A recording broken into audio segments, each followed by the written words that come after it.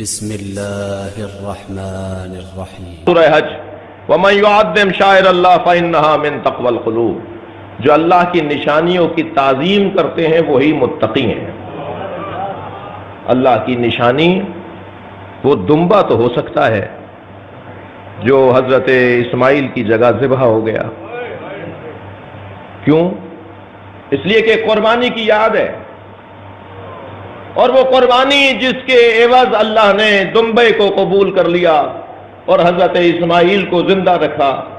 اس قربانی کو اللہ یہ کہہ رہا ہے وَفَدَيْنَاهُ بِذِبْحٍ عَظِيمٍ،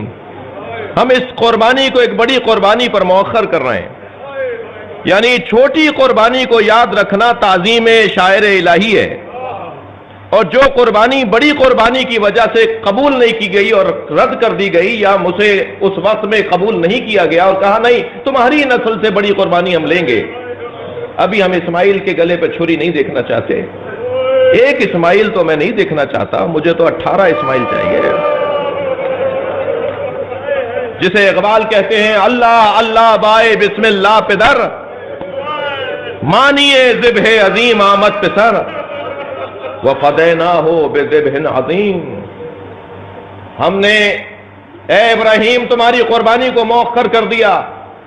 ایک ذبح عظیم کی صورت میں، وہ بھی تمہارے ہی بچے ہوں گے،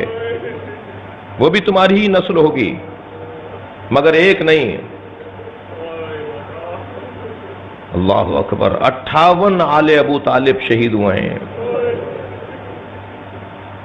بنی ہاشم کربلا میں شہید نہیں ہوئے ہیں، بنی ہاشم کا مفہوم بڑا وسیع ہے، حضرت ہاشم کے بیٹے عبد المطلب، ان کے بیٹے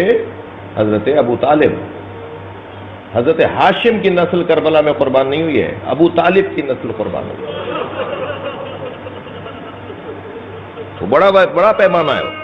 حضرت ہاشم کا جب آپ نام لیں گے، خاندان بنی ہاشم تو ٹھیک ہے اپنی جگہ یہ لفظ کہنا،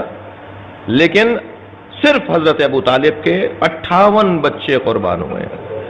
اگر آپ ہمارے لیٹسٹ ویڈیوز کے بارے میں جاننا چاہتے ہیں تو ہمارے چینل کو سبسکرائب کریں اور بیل آئیکن کو پریس کریں۔ شکریہ۔